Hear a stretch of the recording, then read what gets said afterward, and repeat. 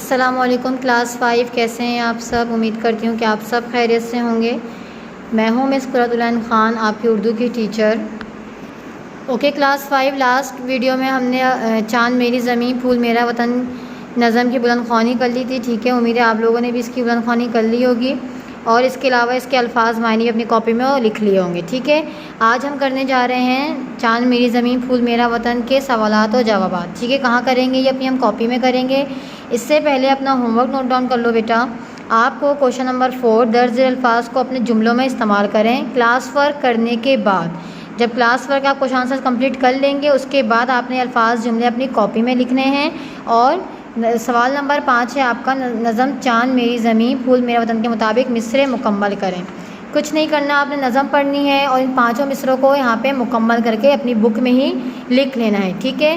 جلدی سے اپنی کاپی کھولیں، یہ آپ کی اردو کی کاپی ہے، ایک دفعہ اس کا ریویو دیکھ لیجئے۔ یہ آپ کے ہو گئے، یہ آپ کا ہو گیا ٹائٹل پیج، چاند میری زمین پھول میرا وطن، الفاظ معنی۔ اگر کسی نے نہیں کیا تو وہ کر لیں، ٹھیک ہے؟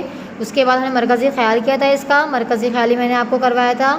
جس کسی نے کر لیا ہے ویل اینڈ گڈ، جس نے نہیں کیا وہ اب کر لیں، ٹھیک ہے؟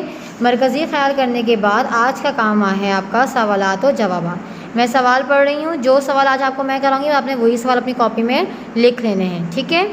شاعر نے فوجی جواں اور اہل قلم کی کون سی صفت بیان کی ہے؟ ٹھیک ہے؟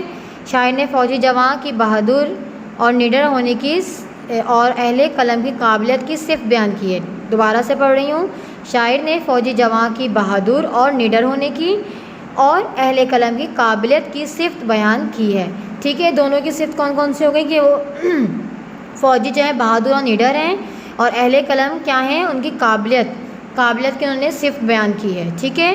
میرا ایک ایک سپاہی خیبر شکن سے کیا مراد ہے؟ شاعر کی کیا مراد ہے خیبر شکن سے؟ ہم نے پڑھا تھا خیبر شکن جو ہے وہ حضرت علی کا لقب ہے، ٹھیک ہے؟ تو شاعر نے سپاہیوں کو خیبر شکن کہا ہے، اس سے کیا مطلب ہوا؟ یا پڑھتے ہیں، دیکھیں تھوڑا سا گندا ہو رہا ہے، اس کو غور سے دیکھیں۔ یہاں شاعر پاک فوج کی ہمت اور جرأت کی تعریف کرتے ہوئے کہہ رہے ہیں کہ میرے ملک کے ہر سپاہی میں ملک سے محبت کا جذبہ اس قدر ہے کہ وہ اپنے ملک کی بقا کے لیے اپنی جان دینے سے بھی گریز نہیں کرے گا۔ شاعر نے حضرت علی رضی اللہ تعالیٰ عنہ کی بہادری اور شجاعت کی مثال دیتے ہوئے یہاں پر سپاہی کی بہادری کو سراہا ہے، ٹھیک ہے؟